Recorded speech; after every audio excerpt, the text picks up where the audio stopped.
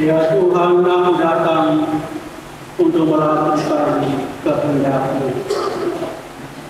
Para konfrater, para suster, brother, Bapak Ibu, saudara-saudariku yang terkasih, itulah referen mazmur tanggapan yang diperdengarkan kepada kita pada hari raya kabar sukacita.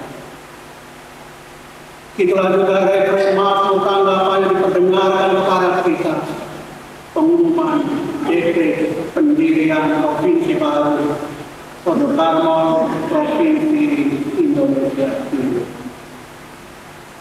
Kedengarannya sangat sederhana, sangat mudah, tetapi menjadi suatu tanggung jawab besar bagi setiap orang Kristiani, terlebih sebagai Katolik.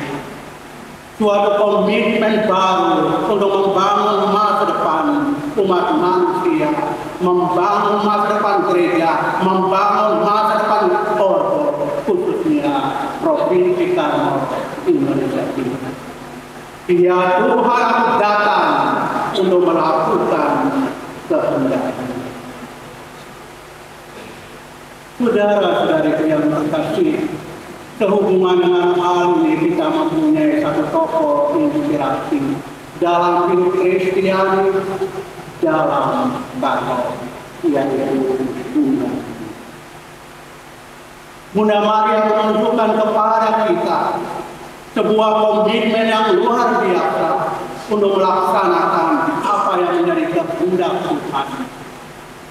Kita dengarkan dalam Injil, Ete Angela Domini Fiat Mihi Secundum Serventum.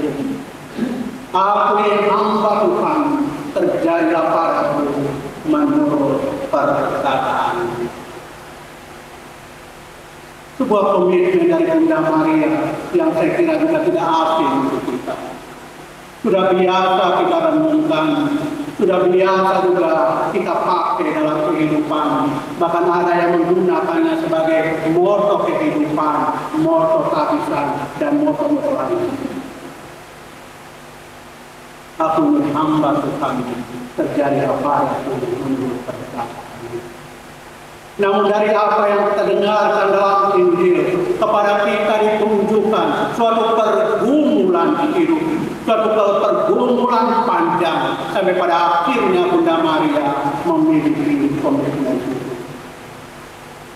Sehubungan dengan hal ini, saudara-saudariku yang terkasih, dalam semangat Karmel, saya mau mengajak kita semua untuk melihat Maria sebagai contoh inspirasi bagi kita dalam melaksanakan kehendak Allah ini dalam suatu tahap Lectio Divina.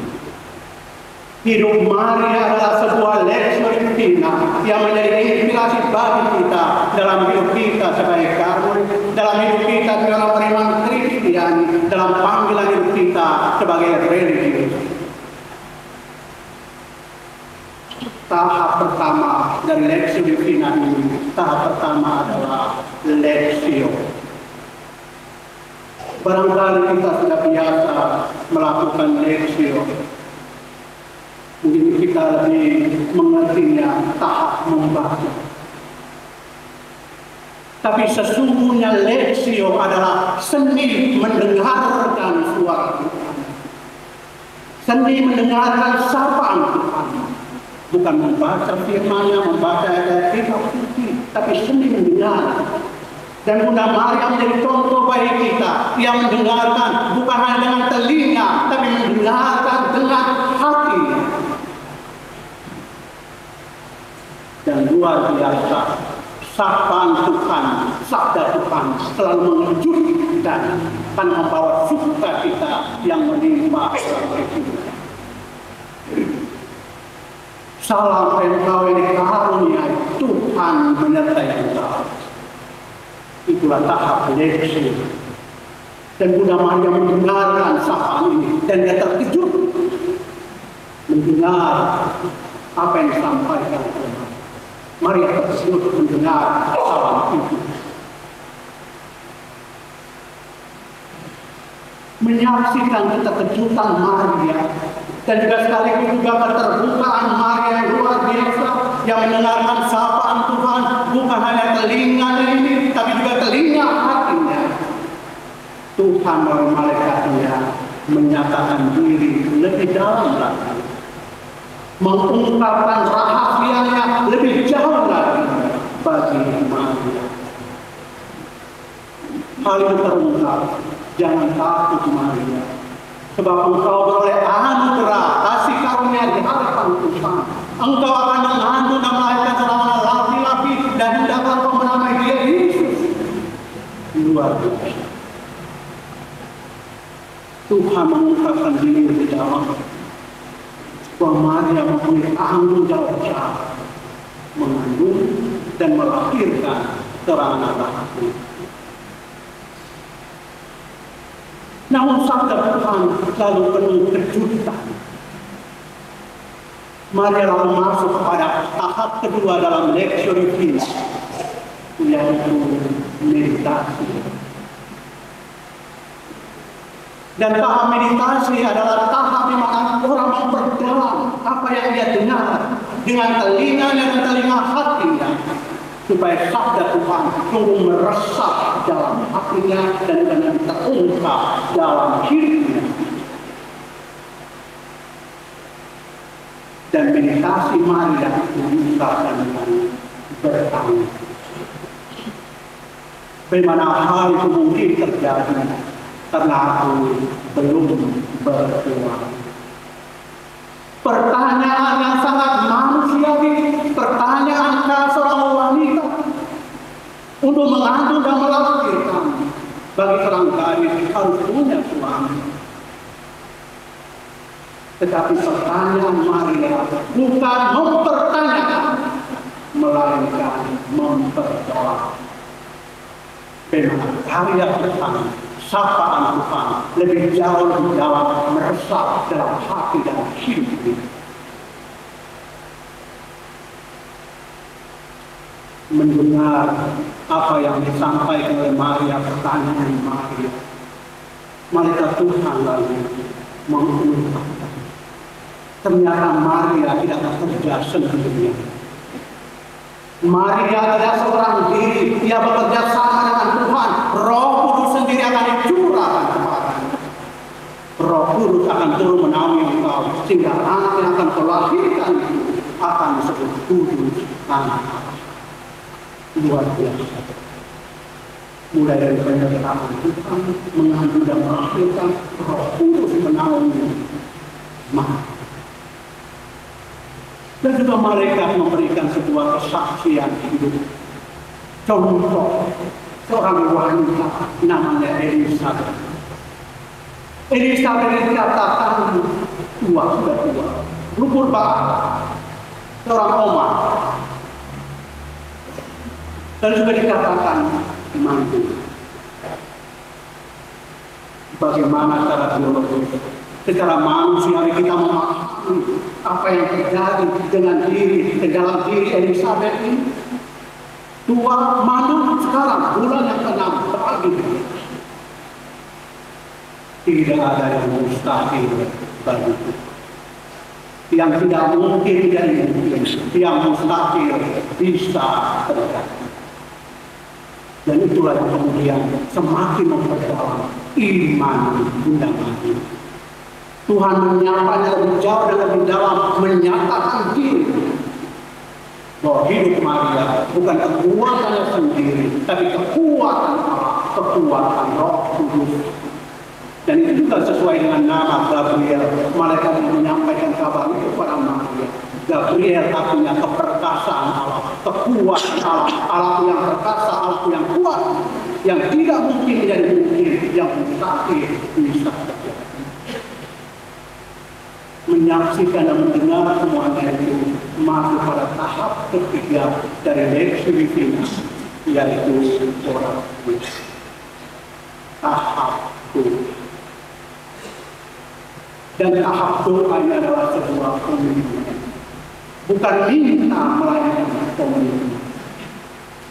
Untuk menjalani suatu pembaharuan hidup, untuk menjalankan suatu tekad baru ke depan, mohon Tuhan bimbing dalam perjalanan hidup selanjutnya.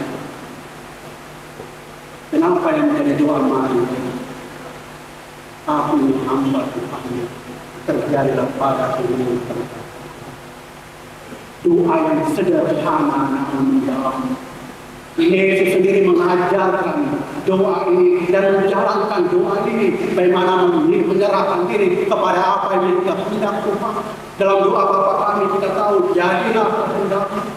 Atau ketika Yesus di taman Getsemani, ya Bapa, jika mungkin piala ini berlalu, tapi bukan menuju apa yang aku kehendaki, tapi kehendakmu yang terjadi. Doa Maria, aku hamba Tuhan, terjadilah padaku menurut. Saudara-saudari yang terkasih, selanjutnya setelah orasio adalah kontemplasi. Bunda Maria mempunyai cahaya hidup yang baru. Dia melihat dengan mata Allah, mencintai dengan hati Tuhan. Maka di dalam perjalanan selanjutnya bersama dengan Yesus, khususnya saat penderitaan yang dahsyat sampai di bawah kaki Sang Maria tak setia. Karena pengalaman kontemplasi, melihat dengan mata baru, mata seorang beriman, mata Allah sendiri, mencintai dengan hati baru, hati Allah. Saudara-saudari yang terkasih, hari ini penuh sukacita kita menyambut lahirnya Provinsi baru. Ini hari ulang tahun 0 tahun, karena baru keluar dari rahim. Dan di tahun depan baru ulang tahun pertama. Kita menyambut dengan penuh sukacita kelahiran Provinsi yang baru. Baik kita semua familia Karmelitana juga biara belajar dari Maria, bagaimana seharusnya kita hidup, mendengarkan suara Tuhan, bukan hanya dengan telinga ini, tapi juga telinga hati. Kalau merenungkan lebih dalam, Tuhan mau menyapa lebih jauh dan lebih mendalam dalam komitmen baru. Ya Tuhan, aku datang untuk melakukan kehendak-Mu. Saudara-saudara yang terkasih, kalau boleh terang, perjalanan dari Provinsi baru jatuh di sana. Penuh juga dengan air mata, penuh perjuangan. Memang tahun 2009 sudah ada tanda-tanda untuk mengusulkan. Saya waktu itu juga diangkat menjadi anggota dari komisi ini untuk mempersiapkan kemungkinan itu. Tapi dalam perjalanan waktu tidak ada.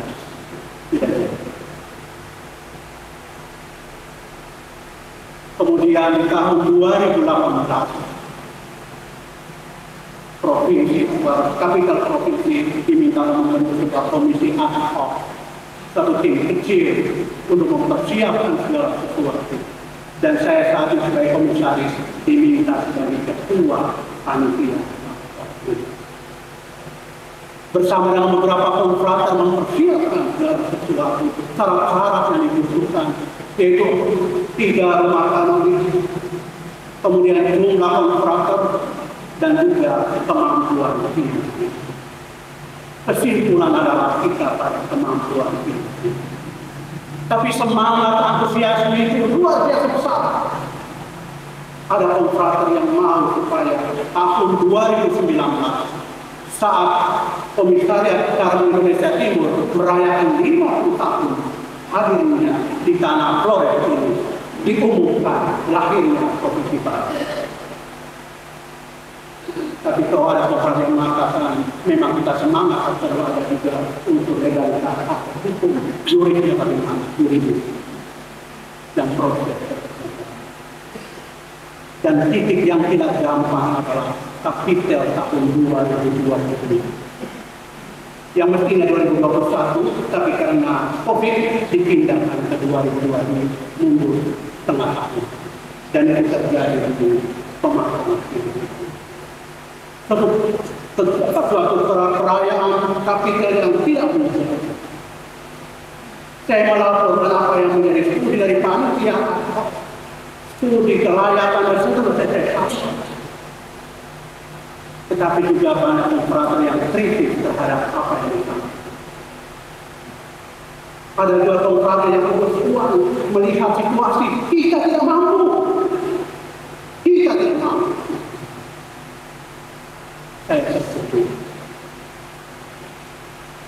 Tapi saya sendiri berkata, ada dua konfrater yang menyampaikan, kita terima konfrater yang tidak bisa, buat apa jadi provinsi?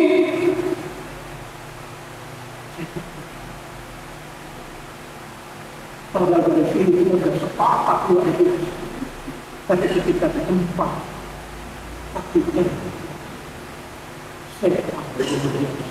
ada sesuatu yang baru lahir di saya yang bekerja. Tapi kita terbentang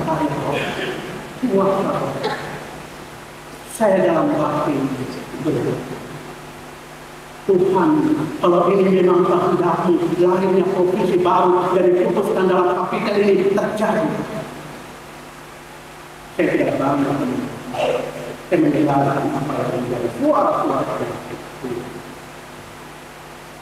dan luar biasa Tuhan mau lahirnya provinsi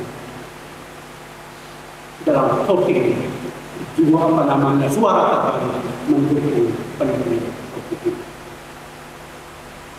Untuk kapital yang baru-baru ini tidak akan teman-teman tersedia. Tapi titik paling krusial justru kapital. Oleh karena itu, saudara-saudariku yang terkasih, saya melihat bahwa inilah kehendak Tuhan, lahirnya sebuah provinsi baru, Provinsi Orokarno Indonesia. Kita sadar untuk inilah kehendak Tuhan. Dan mari kita bergandengan tangan merapatkan barisan. Ya Tuhan, aku datang untuk melakukan kehendak-Mu, kehendak-Mu berdirinya sebuah provinsi baru, sebuah pemimpinan dalam tanpa pemimpinan kita meraih pemimpinan baru untuk menjalankan perjalanan bersama. Provinsi baru bersama Bunda Maria, bersama Nabi Elia, Sang Petrus Prabu dan para kudus lainnya. Kita percaya bukan kekuatan kita sendiri, bukan kehebatan kita sendiri, melainkan kekuatan Roh, kekuatan Allah. Bagi Allah tidak ada yang mustahil. Kita belajar percaya Tuhan menuntun. Ya Tuhan, aku datang untuk melakukan kehendak.